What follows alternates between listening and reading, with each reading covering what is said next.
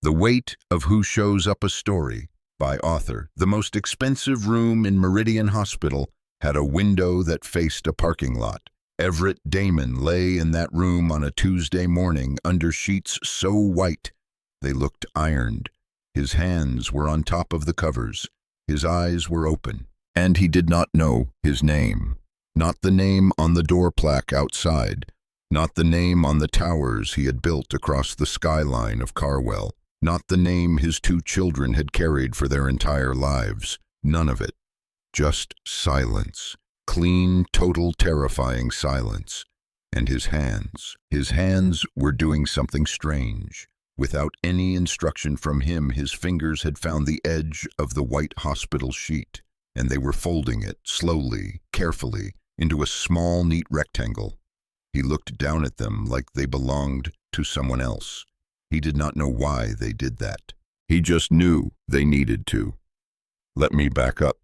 Because before the room, before the silence, before the hands that would not stop folding things, there was a man. And that man was something else. Everett Damon grew up in Harrell, a small town, the kind of small that people describe by what it lacks. No mall, no movie theater, no reason to stay. He left at 19 with calluses on his hands and exactly no plan. He fixed other people's houses for cash, leaking pipes, rotting floors, doors that wouldn't close right. He folded every dollar he earned into a tight, flat rectangle and kept them in his left pocket, all facing the same direction. Because when you have very little, you learn to know exactly where every dollar is. At 24, he borrowed $5,100 from a man at his church, who probably shouldn't have said yes, but looked at Everett's eyes and did anyway. He bought a condemned duplex on the south side of Harrell, gutted it himself. On the second day, he stepped through a section of kitchen floor so rotten it gave way under him. He went in up to his waist. He laughed, stood there in the hole laughing, because what else was there to do? He rented both units, used the rent to buy the next one, and the next, and the next. 42 years later, Damon Group had 11 commercial towers, 2 mixed-use complexes under construction, and a corporate headquarters in downtown Carwell with his name on the building in letters you could read from the highway. $4.8 billion. Built by one man who started in a hole in a kitchen floor laughing. His voice in a boardroom was quiet. Not soft quiet, the kind of quiet that makes a room lean forward. Not because the speaker is uncertain, because the speaker has nothing to prove. That was Everett Damon, at 64 years old. 6'2", hands too big for the suits he wore, hands that still remembered every house they had ever fixed. The accident happened on a Wednesday night at 9:22. He was driving south on the highway viaduct number 9, coming from a late meeting heading home to the house in Fairmont Heights that had been too large for one person for 8 years. The other driver had suffered a cardiac event. He was gone before the vehicles made contact. The SUV crossed the median at 60 miles an hour. The impact was head-on. The smell after a crash like that, rubber and heat and the chemical bite of a deployed airbag, is something nobody who has experienced it ever forgets. Fire and rescue arrived in 8 minutes. It took them 22 minutes to cut him out. Surgery lasted 7 hours. On day 4, he opened his eyes. A nurse asked his name. He looked at her the way you look at a door that leads somewhere you have never been. Nothing came. Not his name, not his company, not his children. Not 42 years of work. Among his personal effects cut from the wreck and sealed in a labeled bag were the following: a wallet containing 9 bills folded into neat, flat rectangles, a phone with a cracked screen, a set of keys, and a small piece of paper found in the inside pocket of his jacket, handwritten. Nobody at the hospital read it. They sealed it in the bag with everything else and put it in the closet of room 512. Okay, let me pause right here, because what happened next in that hospital room in the 17 days that followed tells you everything you need to know about the difference between people who love money and people who love people. And those two things look alike from a distance. They really do. But up close, they are nothing like each other. Adrian Damon arrived at Meridian 4 hours after his father was admitted. He lived 20 minutes away. He had been at a fundraiser when the call came. He finished his conversation before he left. Read that again. He finished his conversation. Adrian was 38 years old, handsome in the way of men who have always been told they are light-skinned, athletic, with the particular ease of someone who has never had to fight for a room's attention. He walked into the hospital with the pace of a man who had somewhere specific to be and something specific to accomplish. He went directly to Dr. Marguerite Holloway, a neurologist with 23 years of practice and the kind of eyes that have seen enough families in crisis to read a room before anyone speaks. Adrian asked about prognosis. He used the word incapacitated. Not, is he okay? Not, is he in pain? Incapacitated. Dr. Holloway noted the word. She answered his medical questions. She did not answer the one he hadn't asked yet, but was clearly building toward. Renee Damon arrived 6 hours after admission. 34 years old, sharp, arriving from out of town, not alone. Beside her was Garrison Fell. Garrison Fell was her personal attorney. White, mid-50s, the kind of expensive that doesn't look expensive. He was carrying a leather folder the color of dried blood. The first thing Renee asked at the nurse's station was about emergency financial signatory authority. Before she asked what floor her father was on, they stood together at Everett's bedside. He looked at them. No recognition, not hostility, not confusion, just absence. The way you look at a stranger in an elevator. Polite, distant waiting for the door to open. They stayed 20 minutes. In those 20 minutes, they spoke to each other about the trust structure, the interim CEO appointment, the quarterly filings that needed a signature they could not currently obtain. They spoke about these things in Everett's presence, near Everett's body, in Everett's room. But they did not speak to Everett.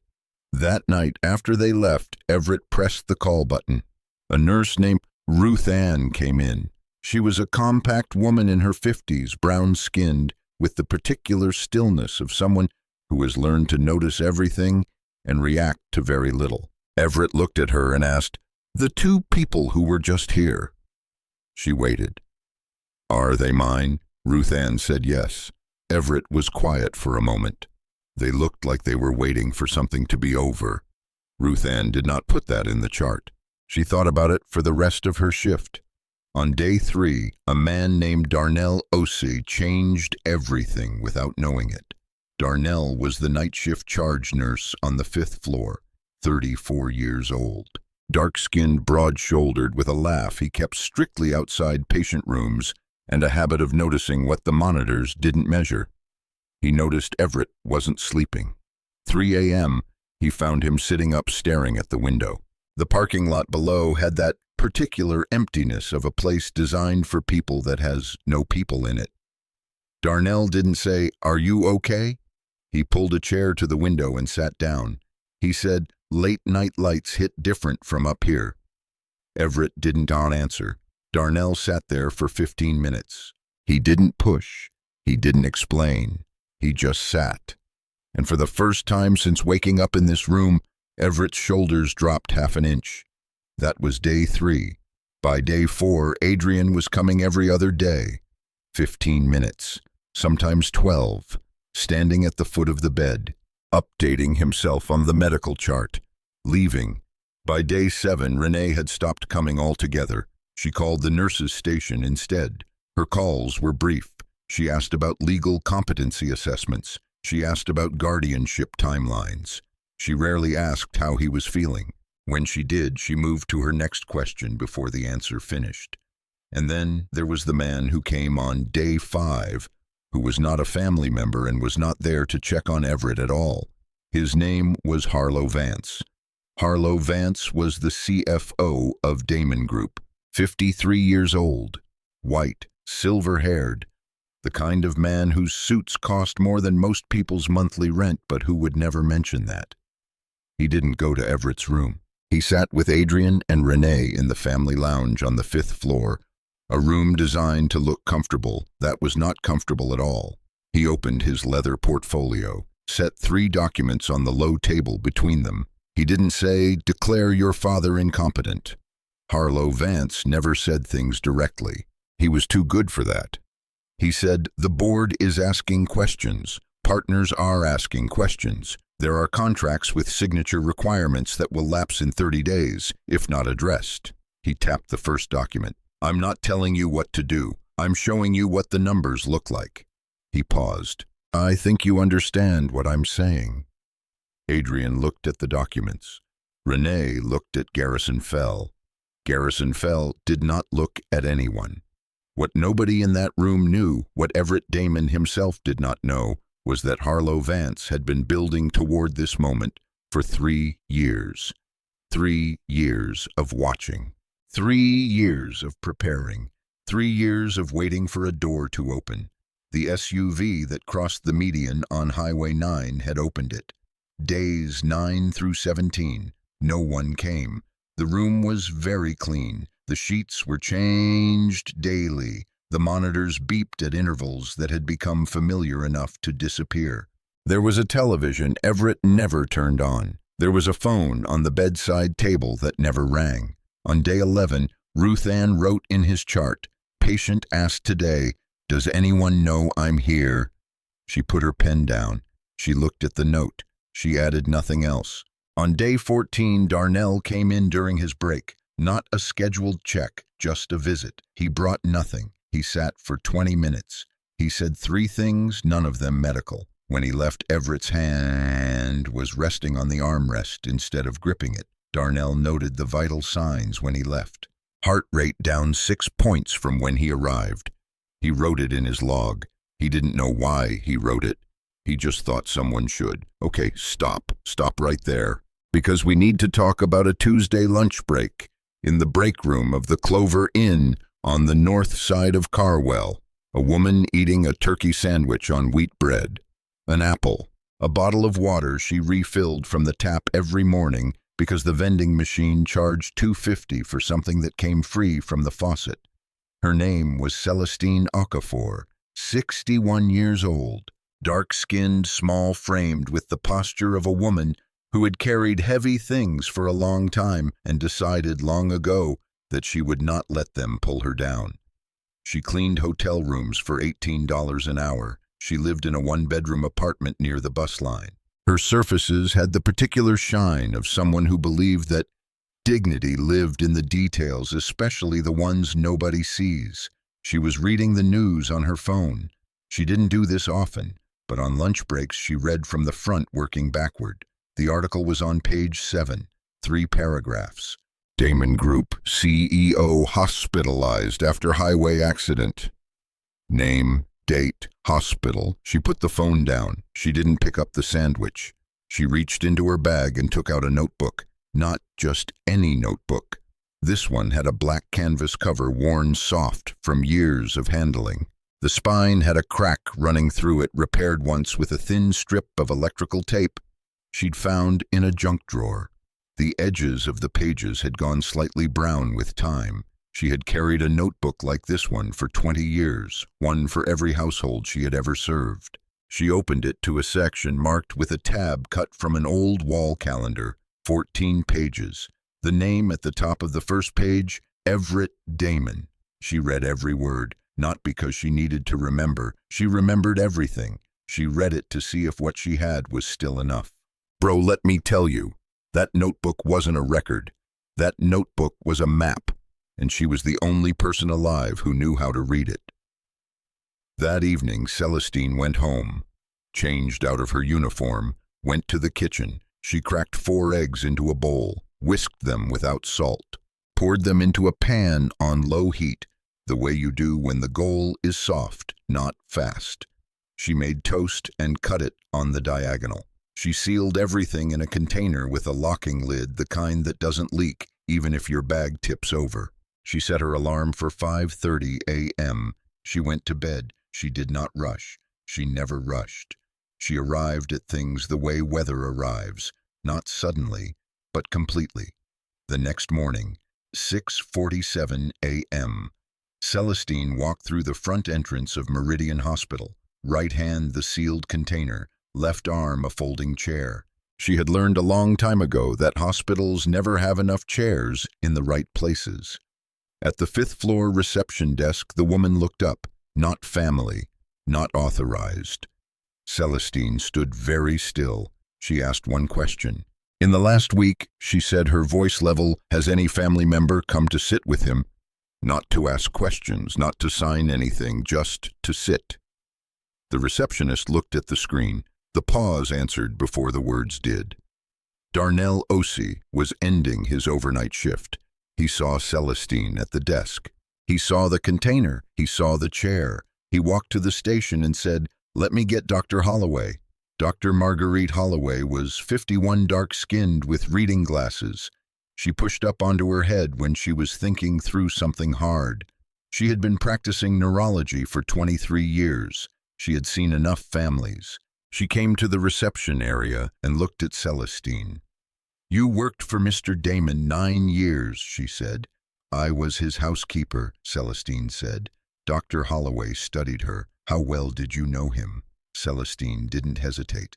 "I know he wakes at 5:15. He sits in the kitchen for 20 minutes before the day starts. No talking during those 20 minutes. I learned that my third day. I never broke it." She shifted the container slightly. "I know the sound he makes when he's working through something alone.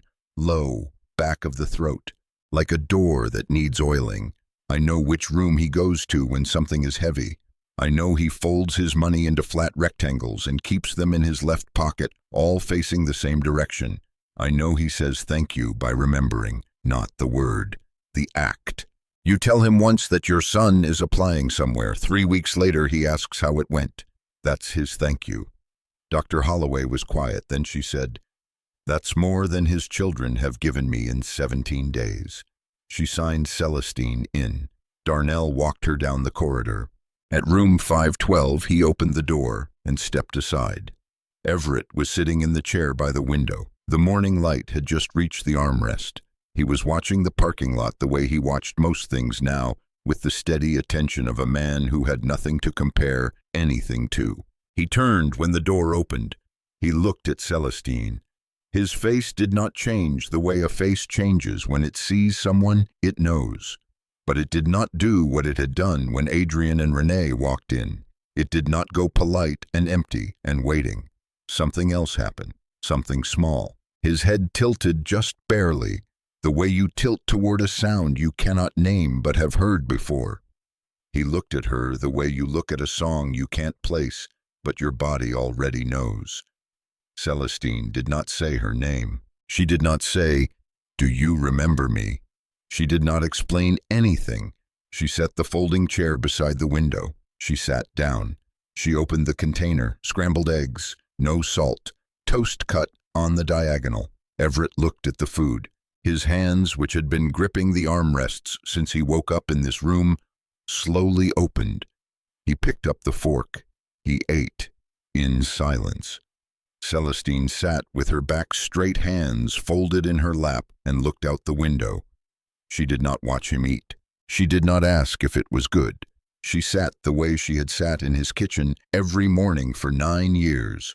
When the food was gone, she stood, closed the container, folded the napkin inside, picked up the chair, said one sentence, and walked to the door. Behind her, Everett looked at the empty container on the table. He looked at the door that had just closed. He pressed the call button. Ruth Ann came in. Everett said, "The woman who was just here." Ruth Ann waited. "She knew how I eat." He wasn't asking. Ruth Ann walked back to her station. She sat down. She opened his chart. She wrote the sentence. She underlined it once. Then she sat quietly for a moment before moving on to the next room. "Okay, real talk. That sentence. She knew how I eat. That's not a sentence about food. That's a man saying someone sees me. For the first time in 17 days. Someone actually sees me. I don't care how many billions you have. That sentence hits different when you're alone." On the second day, Celestine brought coffee. Black, no sugar, in a white ceramic mug she had found at a thrift store near her apartment. $3.50. Plain, heavy, no pattern. She poured it from a thermos she carried in her bag. Set the mug on the bedside table. Everett reached for it. His fingers closed around the body of the mug, not the handle.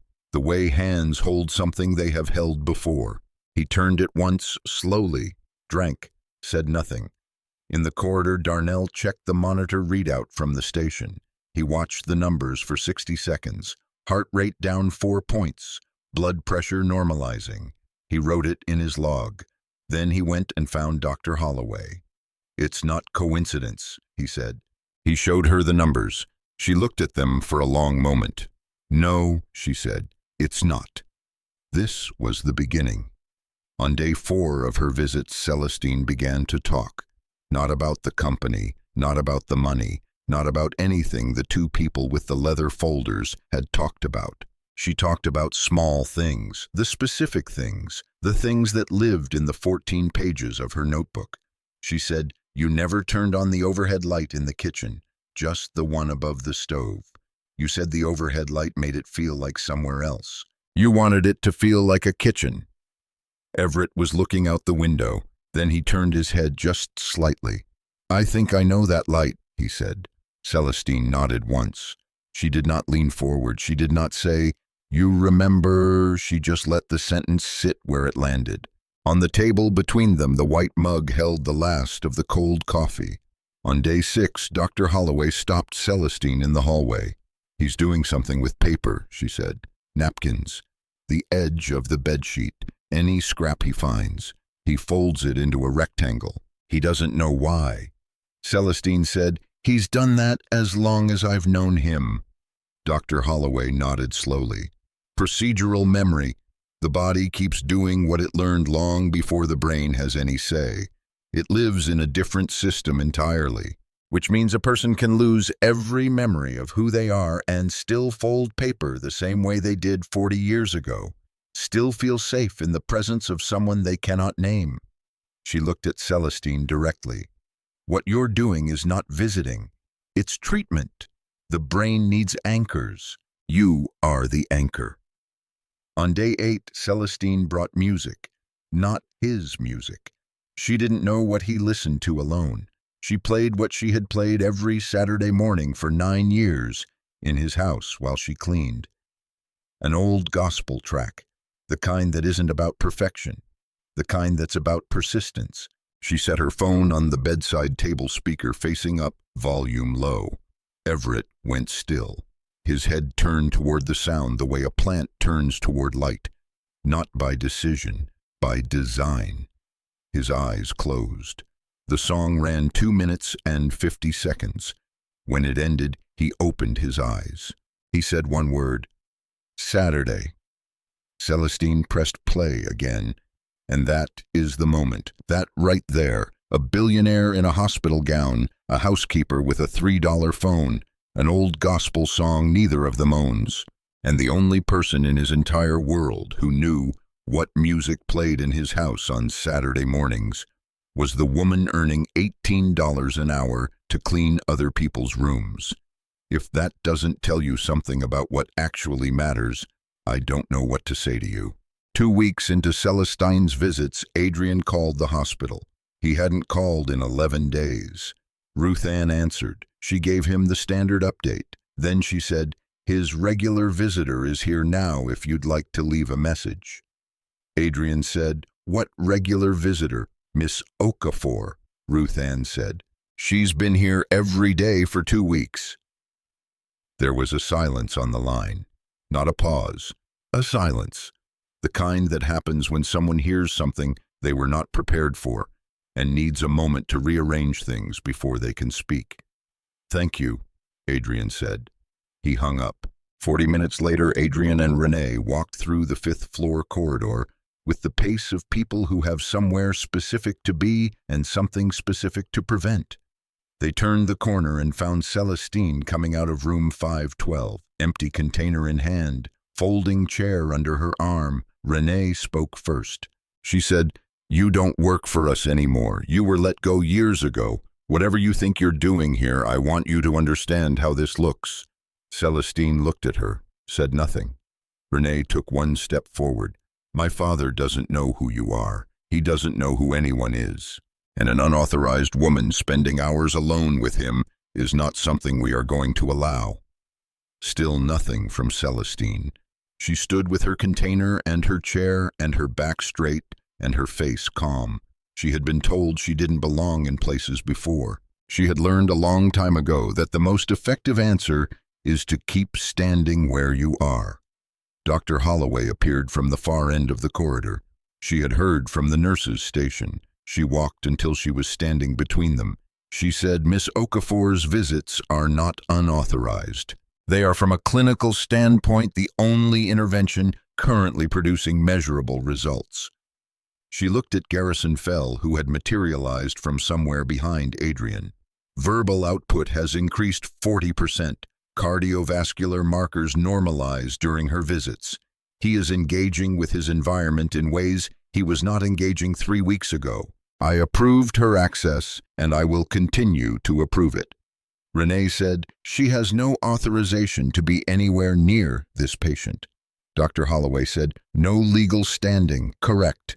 A pause. "She also has no agenda. I can't say the same for everyone in this hallway." The corridor was very quiet. Garrison Fell opened his mouth.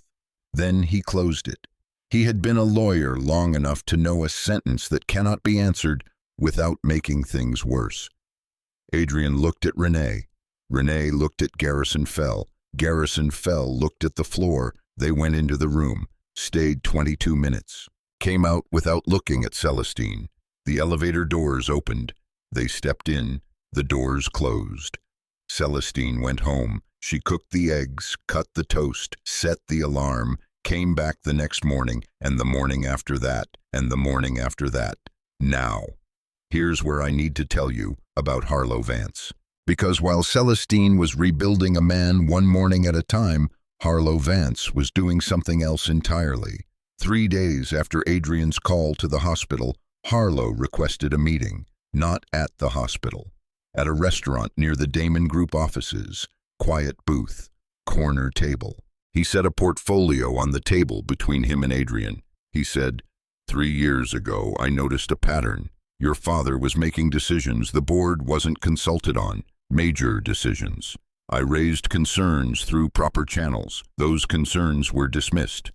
He opened the portfolio. Inside, a draft filing for legal incapacitation, pre-written. Every line in order, waiting for signatures. Behind it, a restructuring proposal, new CFO with expanded authority, acting CEO pending board confirmation, Harlow Vance's name in both documents.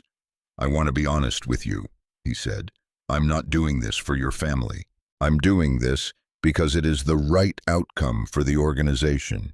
Your interests and mine happen to align. That's not manipulation, that's reality." Adrian looked at the documents for a long time. Then he said, "What happens if my father recovers?" Harlow looked at him with the expression of someone who has already considered this and considers it irrelevant. "Recovery is not a legal category," he said. "Guardianship once established is not automatically reversed." He closed the portfolio. "Take 24 hours, he said, but not more." The next morning, something happened in room 512 that no document in Harlow Vance's portfolio accounted for. Celestine sat in her chair by the window. Everett sat in his. The morning light had reached the middle of the floor. Neither of them was speaking. The coffee was finished. The container was closed. Everett said, "There was a kitchen." Celestine didn't move. The light was above the stove. It was late, not morning, very late. She said, "Yes." He said, "You were there." She said, "Yes." He looked at his hands. His fingers had gone still on the armrest for the first time in weeks. He said, "I was crying." She said nothing. He said, "Not the way you cry when something happens. The way you cry when you finally stop pretending something hasn't been true for a long time." He paused. "I don't remember what was true, but I remember the crying. And I remember you stayed." Celestine's chin moved just slightly. She pressed her lips together. She looked out the window. And here is what she did not say. She did not say, "Of course I stayed." She did not say, "That's what I do." She did not perform comfort, she just stayed. Again. The same way she had the first time. And if that doesn't break something open in you, check your pulse. Because 6 years before that hospital room, on a night Celestine had not spoken about to anyone, something happened in a kitchen in Fairmont Heights that changed both of them in ways neither of them had named yet 6 years before the accident. 2 a.m., the kitchen in Everett's house, overhead light off, the stove light on, casting its small, warm circle on the counter and leaving the rest of the room in the kind of dark that makes a large kitchen feel like a small, safe place. Everett was at the table, hands flat on the surface, crying, not loudly. Not the way you cry in the moment after a shock, the way you cry when you have held everything so long that the holding itself has become the wound, and one night the wound opens on its own, without permission, without warning. His wife Sylvia had told him that morning she wanted a divorce. He had nodded, gone to work, run a meeting, signed documents, driven home, eaten dinner alone. And at 2 in the morning in the kitchen with the stove light on, the truth he had been out running for years finally caught him. He wasn't sad about losing his wife. The absence of sadness hit him like a wall, something worse than grief, something that had no name yet, because the absence told him something about the last 20 years that was worse than any grief could have been. He had been alone inside his own marriage for longer than he could name, and the knowing of it all at once in the dark was more than his hands could hold. Celestine had come downstairs for water. She saw him. She stopped in the doorway. She did not say, "Are you okay?" She did not say, "What happened?" She walked to the cabinet, took out a glass, filled it with water, set it in front of him on the table. Then she pulled out the chair across from him and sat down. She folded her hands in her lap. She looked at the stove light, not at him. She sat with him for 45 minutes. Neither of them spoke. At some point, the crying stopped. At some point, the water was drunk. At some point, the kitchen was just a kitchen again. 2 people in it. One who had broken open. One who did not try to put him back together, who just stayed while the breaking happened. Then Celestine stood up, took the glass, washed it, dried it, put it back in the cabinet, said, "Good night, Mr. Damon," went upstairs. The next morning, neither of them mentioned it. Not that day, not ever. But the following month, there was an extra amount in Celestine's pay envelope. No note, no explanation, a single gold coin. Every month. For 8 months. Until Sylvia filed the divorce papers and dismissed the entire household staff in a single week, and the envelopes stopped. In the hospital room, Everett looked at Celestine. He said, "You didn't leave." She said, "No." He said, "People don't stay at 2 in the morning for the help." Celestine looked at him. She said, "You weren't the help. You were a person at a table who needed someone to sit down. I was a person who knew how to sit." The room was very quiet. His fingers had found the edge of the bedsheet. They were folding it, slowly, into a small, flat rectangle. He watched them do it. She watched them do it. And something passed between them that did not require memory to exist, because it had never been stored as memory in the first place. It had been stored somewhere older, somewhere the crash couldn't reach. He said, "That kitchen, that light, that was the first thing that came back to me, not my name, not my children, not the buildings, that." Now, this is the part where Harlow Vance made his biggest mistake, because the next morning Adrian and Renee arrived at the hospital with Garrison Fell and a second attorney, a woman named Claudette Marsh, white, late 40s, specialty guardianship law. They requested a formal meeting with Dr. Holloway. 3 demands. 1, have Everett declared legally incapacitated. 2, grant emergency guardianship to Adrian. 3, remove all non-family visitors from the approved list permanently. Adrian used the word safeguard 4 times. Dr. Holloway let him finish. Then she said, "Mr. Damon has retrograde amnesia. He has lost his long-term memory. He has not lost his capacity to reason, to decide, to express preference, or to understand the present." He can tell you what he wants for breakfast tomorrow. He cannot tell you what he had for breakfast in 2018. Those are not the same faculty. And I will not certify incapacitation for a man who is not incapacitated.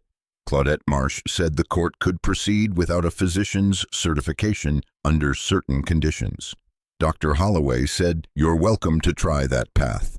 I will appear with his complete clinical record and explain in detail why the certification was withheld. I will also note for the record that the person seeking guardianship was absent for 28 of the 35 days his father has been in this hospital." The room went very quiet. And then, from the doorway of the consultation room, a voice, "I'm in the room." Everett stood at the door, hospital gown, the blue robe the nurses had given him, one hand on the IV pole. He had walked down the corridor himself. His face was calm. His voice was the quiet he had always used in boardrooms, the quiet that made rooms lean in. He looked at Adrian. He looked at Renee.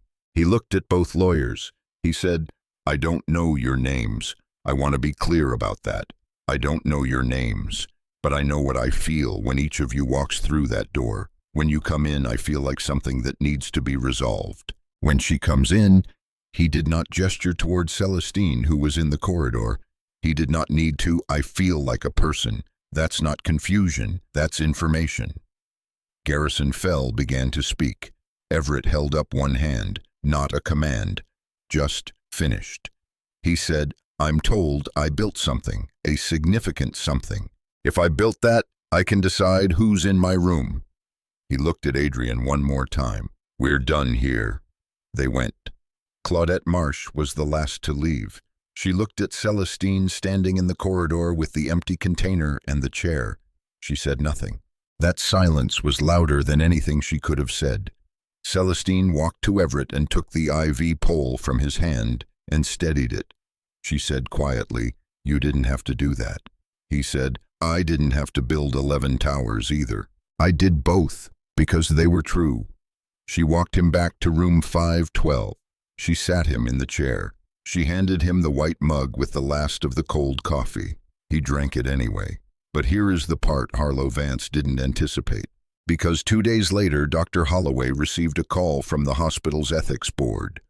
A formal complaint had been filed against the clinical decision to allow Celestine's visits. The complaint cited specific legal language, specific regulatory codes, not the kind of language Adrian or Renee would know to use. Darnell brought Dr. Holloway the complaint at 7:15 a.m. He had come in early. He had read it twice. He said, "This wasn't written by the family." Dr. Holloway looked at it. She agreed. 3 days later, the ethics board convened a review. Darnell Ossie was asked to present his clinical observations. He came in with a printed chart, 19 days of data. Every vital sign reading during Celestine's visits and outside them. The difference was not small. He didn't editorialize. He just read the numbers. When he finished, the chair of the board said, "These results are from direct observation." Darnell said, "Every entry. My handwriting." The board dismissed the complaint, but Dr. Holloway kept digging. And what she found 3 days later was a name on the law firm that had drafted the complaint. A firm that had represented Damon Group in regulatory matters for 8 years, under the direction of the CFO, Harlow Vance. This is the first layer because at the same time the ethics complaint was being dismissed, Everett's memory was beginning to come back. Not all at once, not on a schedule, in pieces, the way weather changes. Week 5. He said his name, said it slowly, testing it. Like trying a word in a language he was just learning. Everett Damon. He said it 3 times. Week 6. He said, "There was a town, smaller than this, a factory. My father worked there." He stopped. "I don't have his face yet, but I know the sound of the door when he came home." Week 7. He looked at Celestine and said, $5,100. That was the first one, a duplex. The kitchen floor gave way on my second day. He paused. His eyes went somewhere far. A sound came up from his chest. low, soft, the beginning of a laugh. I stood in the hole up to my waist, and I laughed, because what else was there? Week 8. He woke up and he knew their faces. Adrian, Renee. He knew the way Adrian stood in a doorway slightly to the left, the way he had since he was 14 years old. He knew the way Renee held her phone always in her right hand, always close to her body, like it contained something she was protecting. He knew them, and the knowing did not erase what he had felt when he didn't know them. It confirmed it. Here is where the second layer opens. Everett asked for his personal belongings, the bag from the accident. Ruth Ann brought it, labeled plastic, sealed at the hospital. He opened it, the wallet, the cracked phone, the keys, and the piece of paper from the inside pocket of his jacket. He unfolded it, handwritten, his own writing, a list. Line 1, call Adrian, birthday next week. Line 2, Celestine Okafor, find address. Line 3, Housing Foundation, schedule advisory meeting. He read the second line. He read it again. He held the paper out to Celestine without speaking. She took it. She read it. She read her own name in his handwriting. Her chin moved, just slightly. She pressed her lips together. Her eyes stayed on the page. A long moment. Then she folded the paper carefully, the way she folded everything, with attention, with precision. She put it in the pocket of her coat. He said, I was on my way to find you. I just didn't make it in time. She looked at him. She said, you made it. Man, I'm going to let that sit for a second. He had her name in his pocket. On the night of the accident, he was already coming back, and she had come to him before she knew that. Now, the third layer. 2 weeks later, Everett requested a formal meeting with the Damon Group Board of Directors in the hospital, third-floor conference room. He wore slacks and a button-down that Celestine had brought from his house, pressed and folded over a chair the way she had always left his clothes. Harlow Vance was there. Adrian and Renee were there. The full board was there. Everett stood at the head of the table. He said 3 things. First, I have full cognitive function. You will see proof of that over the next 30 days, not in words, in decisions. Second, every proposal drafted during my hospitalization is under immediate review, starting with the financial restructuring plan submitted to this board by the CFO 6 days after my accident. He looked at Harlow Vance. Harlow Vance said nothing. His expression did not change. Later, people in that room would describe it differently. Some said he looked calm. Some said he looked like a man watching a wave come that he'd been pretending wouldn't arrive. Third, I am establishing a non-profit foundation under the Damon Group umbrella. It will provide housing assistance and healthcare access to service workers in Carwell, the people who take care of every building we own, and who in my experience hold more of the actual human decency of this city than most of the people in this room. He paused. The foundation will be named the Okafor Foundation, after the woman who showed up when no one else did. Silence. Garrison Fell opened his mouth, then closed it. Harlow Vance said very quietly, I was acting in the best interests of the organization. Any CFO in my position would have done the same. Everett looked at him for a long moment. Then he said, I know. He sat down. The board meeting lasted 40 minutes after that.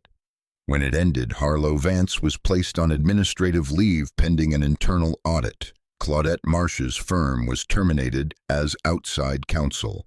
Garrison Fell sent a brief email that afternoon citing conflict of interest and withdrawing from further representation. Not one of them said they were sorry. Not one of them said they were wrong. That's how you know it was real. Before the foundation was announced publicly, 3 people came forward. The first was Doreen Spates, 58 years old, former project manager at Damon Group, terminated 2 years earlier. The official reason, departmental restructuring. The actual reason, she had found discrepancies in the financial reporting on a major project and had requested an independent audit. Her request went to Harlow Vance. She was gone within a week. Everett had never seen the audit request. It had never reached him. When Doreen told him, she was calm and precise. She did not ask for anything. She presented it the way she had always worked, clearly, completely, without drama. When she finished, Everett said, "You did the right thing." She said, "I know." She paused. "I just needed to hear that someone else knew it too." The second was Raymond Akabe, 44 years old, a subcontractor who had worked with Damon Group for 8 years. His contract had been canceled 2 years ago, replaced by a firm connected to Harlow Vance's brother-in-law at 18% higher cost. Approved in 48 hours. Raymond had filed an internal complaint. It had never been processed. He was not in the building. He sent a letter, 1 page, handwritten on plain paper. Everett read it aloud in the boardroom slowly, all the way through. Every person at the table heard every word. Nobody looked away. The letter was written by a man who had stopped expecting things to be fair. That wasn't anger. That was something heavier. When he finished reading, Everett set the letter flat on the table in front of him. He did not fold it. He left it open. The third was Tamara Osei, 31 years old, former junior accountant at Damon Group. She had reported a procedural irregularity in the bidding process to Harlow Vance directly, exactly as the internal policy required. 1 week later, she was transferred. 3 months after that, her contract was not renewed. No firing, no paper trail, just a position that quietly ceased to exist. Tamara was not in the boardroom. She was in the corridor outside. She had not been invited in. Darnell saw her standing there. He asked her name. He told Everett after the meeting. Everett went to find her himself. He found her in the corridor near the elevator. She was still there. He introduced himself. She started to speak, and then she stopped. Her hands came up to her face briefly. She pressed them flat against her cheeks. She said, "I'm sorry, I'm sorry." He said, "You don't apologize for this." She said, "Nobody ever asked before." Everett did not say it was going to be okay. He did not make her a promise. He said, "I'm asking now. Take all the time you need." And he stood there, in the corridor, the way Celestine had stood at 2 in the morning in a kitchen in the dark. He stood there, and he did not leave. Everett was discharged 7 weeks after the accident. Dr. Holloway signed the paperwork on a Thursday morning. She told him his memory had recovered to approximately 83%. Some gaps would remain. A name here, a date there, rooms he had walked through that he would never fully see again. She said, "Brains aren't filing cabinets, they're rivers. Some water finds its way back. Some finds a new path." He thanked her. She said, "Don't thank me. Thank the woman who brought eggs." He said, "I already did, in my way." She smiled. It was a small smile, the kind that has seen too much to be large. 6 weeks after discharge on a Saturday morning, Everett drove to the west side of Carwell. He parked on the street outside a 3-story apartment building near the bus stop, walked up 1 flight, knocked. Celestine opened the door. She was wearing a clean blouse, her comfortable shoes, the ones designed for standing on hard floors for 8 hours. Behind her, the apartment, 1 bedroom, a window that caught the morning light, a kitchen with a table and 2 chairs that had never been used at the same time until today. She didn't say, "Come in." She just stepped aside. He walked in. He looked at the kitchen, the window, the light coming through it, landing on the table in a warm rectangle that his body recognized before his mind had a name for it. He sat down. Celestine went to the stove. She cracked the eggs, no salt, low heat, the way you do when you're not in a hurry. Toast, diagonal cut, coffee black in the plain white ceramic mug. She set everything on the table. She sat across from him. 20 minutes, no talking. The light moved across the table, the coffee cooled, the eggs were eaten. At the end of the 20 minutes, Everett said, "I want to build something for the people who do what you do." Celestine said, "What do I do?" He looked at her. "You show up every day. You do the work nobody sees. And when someone breaks at 2 in the morning, you sit down and you don't leave. He said, "The people who make that possible for everyone else never have enough of it for themselves. Housing, healthcare, the basics. I want to build that." Celestine looked at her hands on the table. "That's a lot," she said. He said, "It's not enough, but it's a start." Then he told her the name, the Okafor Foundation. She looked at him. "You don't have to do that," she said. He said, "I want the first name on this foundation to belong to someone who walked in when every other person walked away. That's what this is for." She was quiet. She looked at the window. The light had moved off the table and was reaching the counter now. She said Kwame would have liked this. It was the first time she had said her husband's name to him in all the years. It landed in the kitchen gently. It didn't need to be discussed. It just sat there the way good things sit in rooms. Everett reached into his pocket, took out a small piece of paper, folded it slowly, carefully into a flat rectangle, the same way his hands had folded things since before he knew his own name. He set it on the table between them. She looked at it. He looked at it. Neither of them said anything, because everything that needed to be said was already in the room. Outside the window, Carwell was moving through its Saturday morning. Cars, buses, people walking to places they needed to be. Inside that kitchen, two people sat at a table that had waited a long time for this morning. The eggs were finished. The coffee was cold. The light was everywhere. Here's what I want you to hold on to, not the foundation, not the 4.8 billion, not the boardroom or the lawyers or the ethics complaint. Hold on to this. The brain, when it has lost everything, goes back first to what it trusted most. Not wealth, not titles, not blood, safety. The body knows who is safe before the mind has any say. And in the worst moment of Everett Damon's life, the first thing his brain reached for was a kitchen, a stovelight, a woman who sat down and did not leave. We live in a world that measures people by what they control, by what they own, by what they can sign. But when everything is gone, when the name is gone, and the towers are gone, and the signature means nothing because the hand that holds the pen doesn't know whose hand it is, the people who matter are the ones who show up with eggs, who sit in the quiet, who don't need you to know their name to treat you like you have one. That is not a small thing. That is everything. There is someone in your life who sat with you when sitting was all there was, who remembered how you take your coffee when you had forgotten your own name. Write their name somewhere today, not in a comment, not for anyone else, just somewhere you will see it. That's enough. And if this story found something real in you, pass it to someone who needs to remember that showing up is never small. Because somewhere out there, someone still has your name in their pocket, and they are not finished yet. A note before you go. This story is fiction. The characters, the events, the names, the places, all imagined. But the medical information is real. Every year, approximately 1.5 million Americans experience traumatic brain injury. Of those, between 10 and 20% experience lasting memory loss. The research on familiar presence as a factor in recovery is documented. Familiar voices, familiar routines, familiar smells and sounds. These activate neural pathways that medications cannot reach. Implicit memory, the kind stored in the body, rather than in episodic recall, survives damage that wipes everything else away. The brain does not simply retrieve lost memories. It reconstructs them. And it needs the original materials to do that. If someone you love is going through memory loss, your presence matters more than you know.